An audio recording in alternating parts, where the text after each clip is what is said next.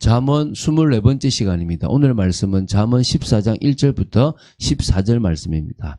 8절부터 10절 말씀을 합독하고 잠언 14장 1절부터 14절 말씀을 보도록 하겠습니다. 그러면 잠언 14장 8절부터 10절 말씀을 한 목소리로 합독하도록 하겠습니다.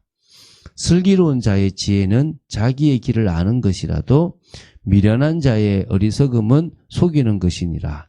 미련한 자는 죄를 심상히 여겨도 정직한 자 중에는 은혜가 있느니라. 마음의 고통은 자기가 알고 마음의 즐거움은 타인이 참여하지 못하느니라.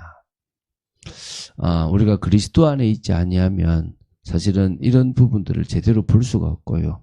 또 그리스도 안에 있지 아니하면 참 지혜를 사모하는 사람이 아닐 수도 있습니다. 오늘 그리스도 안에서만 우리가 영적으로 깨어나서 영육 간의 올바른 삶을 통하여 진정으로 지혜가 부족한 우리에게 지혜가 있고 하나님의 은혜가 있을 줄로 믿습니다.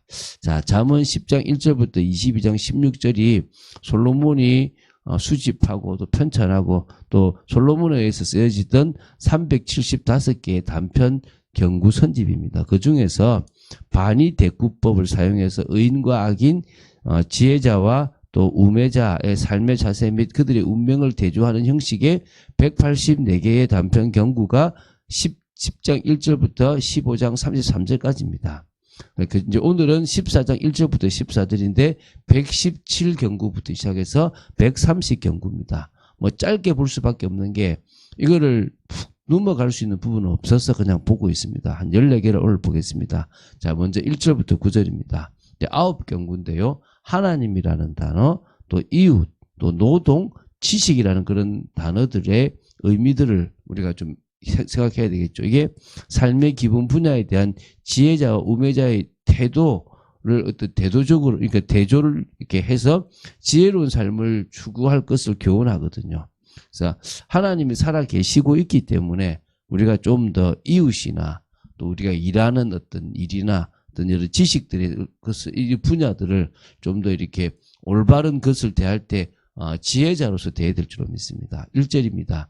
지혜로운 여인은 자기 집을 세우되 미련한 여인은 자기 손으로 그것을 하느니라.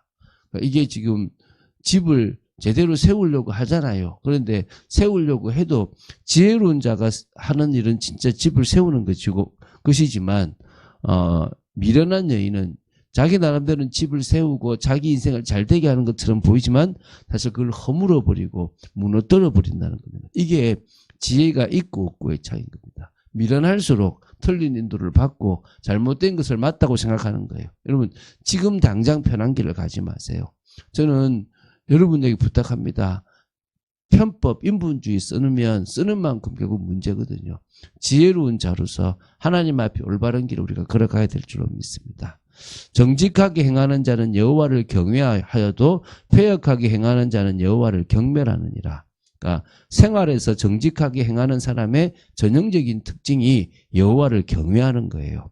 그래서 사실 의의 근본이 되시는 여호와에 대한 두려움과 존경심이 없이는요, 눈에 보이는 손해 불편을 감수하면서까지도 지속적으로 정직한 삶, 하나님 보시기에 공의로운 삶을 살아가기 어렵지 않겠습니까? 반면 여호와를 의식하는 자는 사람의 평가와 관계없이 항상 하나님의 의에 합당한 삶, 하나님의 인정을 받는 정직한 삶을 살려고 할 거라는 것입니다. 그래서 여호와를 진심으로 경외하는 자는 필연적으로 정직하게 행하지만 여호와를 경멸하는 자는 그 행동이 필연적으로 패역할 수밖에 없기 때문에 결국은 신앙인으로서 하지 말아야 될 것을 스스럼 없이 하는 그런 패역한 그런 모습을 가진다면 하나님을 사실 안 믿는 거예요. 여러분, 목회자고 뭐고 중요한 게 아니라 하나님이 살아계심을 모르고 아무렇게나 살아간다면 그건 하나님을 안 믿는다고 보여야 되는 거죠.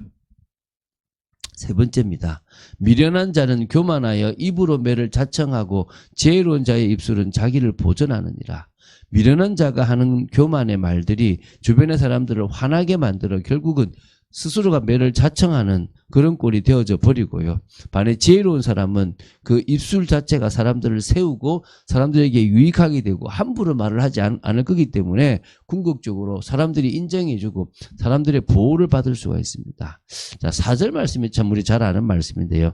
소가 없으면 구유는 깨끗하려니와 소의 힘으로 얻는 것이 많으니라. 소를 키우는 것은 귀찮아요. 그렇잖아요. 구유도 줘야 되고 마구간도 청소해야 되고 이게 뭡니까 있는 우리도 청소해야 되고 여러 귀찮은 일들이 많죠. 그러나 소가 얻는 힘은 크다는 거예요. 그러니까 한마디로 귀찮게 살기 싫으면 소 키우지 마. 그러면 소의 힘은 못 얻는 거야. 그런데 내가 조금 힘들어도 소에게 구유도 먹이고 구유도 씻기고 또 막 여러 가지 깨끗하게 해서 결국은 소의 힘을 빌리려면 수고를 해야 되는 거야. 인생에서는 뭐죠? 인생에서 중요한 것을 얻으려면 수고해야 된다는 거예요. 지혜를 얻으려도 수고해야 되지 않습니까? 그렇죠? 그런 부분을 이야기하고 있습니다. 신실한 증인은 거짓말을 아니하여도 거짓 증인은 거짓말을 뱉느니라. 사실 법정에서의 위정은 그러니까 잘못된 말을 하는 것은 국가와 사회를 존립하는 법과 정의의 그 자체를 왜곡시키고 사실 근간을 흔드는 아주 나쁜 겁니다. 그래서 우리가 증인으로서 임무를 분명히 해야 됩니다. 그러니까 틀린 말을 맞는 말처럼 하면 안 되죠. 사람들은 속일 수 있지만 하나님은 속일 수가 없잖아요. 그래서 신실한 증인은 거짓말을 안 해야 합니다. 자기가 손해가 보더라도 사실을 말합니다. 그러나 거짓 증인은 거짓말을 내뱉는 거죠. 왜? 지금 당장의 이익을 보는 거죠. 하나님이 계시다는 것을 두려워하지 않는 거죠. 거만한 자는 지혜를 구하여도 얻지 못하거니와 명철한 자는 지식 얻기가 쉬우니라. 거만함이 지혜의 통로를 차단하고 있기 때문에 사실 지혜를 구하지도 않을 뿐더러 설령 지혜를 구한다 해도 얻을 수가 없습니다. 명철한 자는 지식 얻기가 쉽다는 것은 자신의 힘이 아니라 하나님을 의지하여 하나님의 은혜를 받기 때문에 그렇다라고 보시면 됩니다. 너는 미련한 자의 앞을 떠나라. 그 입술에 지식 있음을 보지 못함이니라. 사람들은요, 저 사람이 이익될 것 같으면 같이 가요. 그런데 미련한 자라면 같이 가면 안 된다는 거예요. 꼭 무식하다는 말이 아니에요. 하나님의 뜻과 상관없이 살아가는 사람입니다. 그 사람은 악행을 저질러도 그 악행이 잘못된지 모르는 미련한 자입니다. 그 사람과 같이 있으면 올무에 빠지고 그 사람과 같이 있으면 인생을 망칩니다. 하나님은 우리가 어떤 인생 살기를 원하겠습니까? 진리를 따라가는 인생을 살아가길 원합니다. 믿음으로 말미암아 열매 맺는 인생을 살아가길 원하십니다. 하나님 나라 이루는 인생을 원하십니다. 그래서 뭐요? 떠나라는 거예요.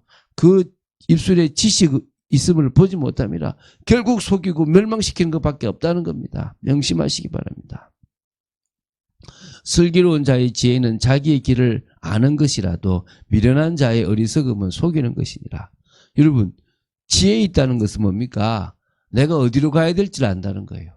지혜롭다는 것은 내 날이 얼마나 남았을까를 대강 아는 거예요. 지혜롭다는 것은 지금 이걸 해야 될지 말아야 될지를 안다는 거예요. 지혜롭다는 것은 이 말을 지금 내가 던져야 될지 말아야 될지도 안다는 겁니다. 여러분, 슬기로운 자의 그 지혜가 여러분에게 넘치게 되기 바랍니다. 자기가 갈 길들, 여정들을 분명히 알고 가고요. 미련한 자는요, 결국 속아버려요. 잘못된 인식으로, 잘못된 인생을 살아간다는 겁니다. 미련한 자는 죄를 심상히 여겨도, 정직한 자 중에는 은혜가 있느니라. 뭐, 심상히 여긴다, 이 표현 참 안 쓰잖아요. 그죠? 지금은요. 근데 이게 뭐냐, 대수롭지 않고 예사로움, 대수롭지 않게 생각한다 이 말인 거죠. 그러니까 죄를 심상히 여긴다 이 말은 죄를 대수롭지 않게 여긴다 이 말인 거죠. 뭐 잘못할 수도 있지 뭐. 아니 뭐 인간이 묵고 살아가는데 좀 범죄도 할 수 있지 이 생각을 한다는 거예요. 정직한 자는요, 하나님 보고 계신데, 하나님 저는 바른 길을 가고 싶습니다. 지금까지 제가 죄의 길을 갔기 때문에 예수님이 저 때문에 십자가에 죽으셨는데 내가 또 죄의 길을 가서 되겠습니까? 그러나 저는 연약합니다. 저는 주님이 저를 붙들어 주시기를 바라고 속임이 없고 죄가 없는 길을 걸어가기 원합니다. 그때 하나님은 성령의 역사를 통해서 그 은혜를 주셔서 우리로 하여금 바른 길을 걸어가게 하실 줄로 믿습니다. 자, 이제 10절부터 14절입니다. 5경구입니다. 마음과 관련된 경구들을 주로 하고 있고요. 지혜의 삶이 마음의 태도와 깊은 연관이 있다는 사실을 보여주고 있습니다. 자, 마음의 고통은 자기가 알고 마음의 즐거움은 타인이 참여하지 못한다는 거예요. 그러니까 인간의 이 희로애락은 사실 타인과 나누기에 한계가 있다는 거예요.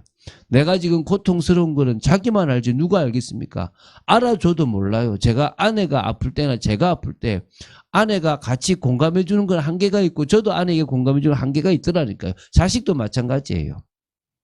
결국 또 뭡니까? 즐거움도 진짜 내가 즐거움을 할 때 타인은 그것에 정말 즐겁다. 정말 같이 해주기 어려운 겁니다. 한계가 있는 겁니다. 그러니까 결국 그 마음이라는 것은 결국 하나님 외에는 알아주는 분이 없다라는 사실을 기억하시기 바랍니다. 자, 악한 자의 집은 낭하겠고 정직한 자의 장막은 흥하리라. 당연하겠죠. 악한 자와 정직한 자란 마음이 악한 자와 마음이 정직한 자를 말합니다. 하나님의 공의로운 심판 앞에서 악한 자는 멸망받으니까 결국은 뭡니까? 그게 집안의 멸망으로 가는 거고 정직한 자는 흥한 것은 결국 그 장막의 흥함으로 이어진다고 보시면 됩니다. 12절 잘 아는 말씀이죠. 우리가 어떤 길은 사람이 보기에는 바르나 필경은 사망의 길이니라. 명심하십시오. 사람이 볼 때 바르고 지혜롭게 보이지만 삶의 방식을 선택하여 살아간다 하더라도 하나님을 배제하고 또 자신의 시각으로만 바라본다면 결국 그것은 틀린 길이라는 사실, 사망과 실패와 파멸로 귀결되는 길이라는 걸 기억해야 돼요. 사람들이 볼 때 가장 좋은 길처럼 보였던 그 길들이 결국 재앙과 저주를 불러왔다는 말입니다.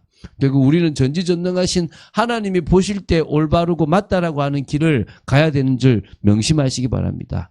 웃을 때에도 마음에 슬픔이 있고 즐거움의 끝에도 근심이 있느니라. 그렇잖아요. 내가 웃고 있는데 내 마음에 뭔가 슬픔과 답답함이 있을 수 있고 그 즐거움의 끝에도 결국은 뭡니까? 근심이 있을 수 있다는 거예요. 이 불신자들의 삶이 이렇다는 겁니다. 여러분, 우리가 바른 길을 알고 나아갔지만 결국에는 사망의 길이 있듯이 우리가 지금 당장은 막 즐거운 것처럼 보여도 마음에 뭔가 답답함이 있듯이 이런 부분들을 좀 기억하고 하나님과 소통되는 중에 하나님이 원하시는 길을 걸어가고 하나님과 함께 즐거워할 수 있을 때 그 지혜로 말미암아 나갈 때 우리는 평안함을 얻을 수 있다는 것을 기억하시기 바랍니다. 마지막입니다. 마음이 굽은 자는 자기 행위로 보응이 가득하겠고 선한 사람도 자기 행위로 그러하리라. 그러니까 마음이 굽은 자는 신앙적으로는 하나님을 배신하고 변절하는 자를 말하는 거고요. 인간관계에서는 신의를 저버리는 자를 가리킵니다. 자기 행위로 보응이 가득하게 되는 거죠. 보응은 행위의 결과로 나타나는 게 아니라 심판적 보응이 아니라 행위 그 자체에서 발생되는 여러 형상들이 온다는 겁니다. 배교함으로 인해서 반사 이익이나 또 인간 간의 신의를 저버림으로 당장 물질적 이익 등이 있다는 거예요. 이게 좋은 표현이 아니에요. 마음이 굽은 자가 자기 행위로 보응이 가득한 것은 굽은 행동을 함으로 말미암아 지금 당장은 이익이 되어질 수 있다는 것입니다. 그럼 선한 사람도 그 행동을 함으로 선함에 대한 이익들이 온다는 거죠. 그러나 하나님이 계시기 때문에 마지막 날에는 그 마음이 굽은 자의 끝은 어떻겠습니까? 결국 멸망이지 않겠습니까? 우리가 예수 그리스도를 믿음으로 지혜로운 삶, 의인의 삶, 하나님의 인정을 받는 삶을 살아가야 될 이유들이 여기 있다는 것입니다. 오늘 기억하시고 주님의 부르심에 합당한 삶을 살아가는 그런 저와 여러분이 되야 될 줄로 믿습니다. 그런 삶을 살기를 주 예수 그리스도는 축원드립니다. 주는 그리스도시요 살아계신 하나님의 아들이심을 고백합니다. 참 한 절 한 절 가지고도 설교를 할 수 있을 만큼 긴 의미가 들어있음을 봅니다. 저희들이 그 말씀들을 아멘으로 받을 수 있도록 지켜주시옵소서. 주 예수 그리스도 이름으로 기도드립니다. 아멘.